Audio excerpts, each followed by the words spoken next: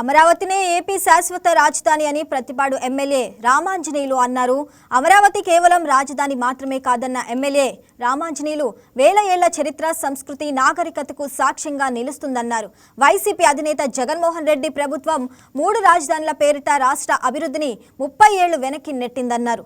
రైతులను అవమానించి వేధించిన చరిత్ర వైసీపీదని ఆగ్రహం వ్యక్తం చేశారు. కూటమి పాలనలో ఏపీతో అమరావతి శరవేగంగా అభివృద్ధి చెందుతాయన్నారు. రాజధాని, దేవతల రాజధాని అమరావతి మనకు శాశ్వతమైనటువంటి రాజధానిగా ఎవ్వరు ఏమి చేసినా రాజధానిని ఏ రకంగా కూడా ఇబ్బంది పెట్టకూడదు అన్నటువంటి ఒక ఉద్దేశంతో, ఎందుకంటే మాకు కూడా అమరావతి ఆమోదమే అని చెప్పినటువంటి వైసీపీ నాయకులు ప్రభుత్వం వచ్చిన వెంటనే 3 ముక్కల ఆటలాడి మరి ఆ రాజధానికి భూములు ఇచ్చినటువంటి దాదాపు 29,000 మంది రైతుల యొక్క ఊసురు, మరి ముఖ్యంగా మహిళల్ని, పేదల్ని అనేక రకాల ఇబ్బందులు పెట్టడమే కాకుండా 3 ముక్కల రాజధానితో మన రాష్ట్ర అభివృద్ధిని 30 సంవత్సరాలు వెనక్కి నెట్టేసినటువంటి వైనాన్ని చూసిన తర్వాత ప్రజల యొక్క అభిష్టం మేరకు 2024 ఎన్నికల్లో మనకు అమరావతి రాజధాని అన్నటువంటి ఒక మేనిఫెస్టోలో మనం వెళ్ళాము ఎలక్షన్స్. ఆ ఎలక్షన్లో 93% స్ట్రైక్ రేట్తో ప్రజా ఆమోదం పొందాం. ఆ మాట నిలబెట్టుకోవడానికి మన ప్రియతమ ముఖ్యమంత్రి నారా చంద్రబాబు నాయుడు గారు, డిప్యూటీ ముఖ్యమంత్రి పవన్ కళ్యాణ్ గారు మరి ఇద్దరు కూడా కేంద్ర ప్రభుత్వంతో మాట్లాడి శాసనసభలో ఆమోదం పొంది పార్లమెంట్కి పంపించడం జరిగింది. పార్లమెంట్ నిన్నటి రోజున ఆమోదం చేయడం, రాజ్యసభకి ఈరోజు ఆమోదం అవుతుంది.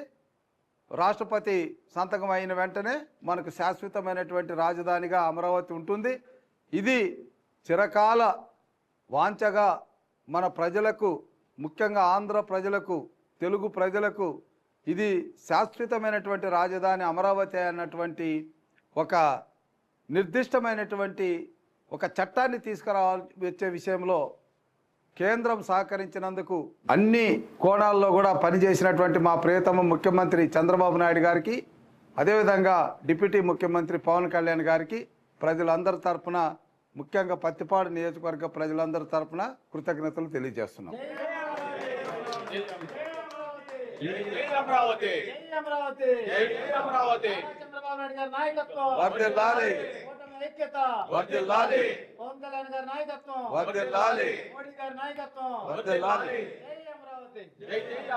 సో ఈ విజయాన్ని దృష్టిలో పెట్టుకొని పత్తిపాడు నియోజకవర్గంలో ప్రతి గ్రామంలో కూడా ఈరోజు 4:30 నుంచి 5:30 వరకు సైకిల్ మోటార్ ర్యాలీతో ఒక విజయోత్సవాలు జరుపుకోవాలి.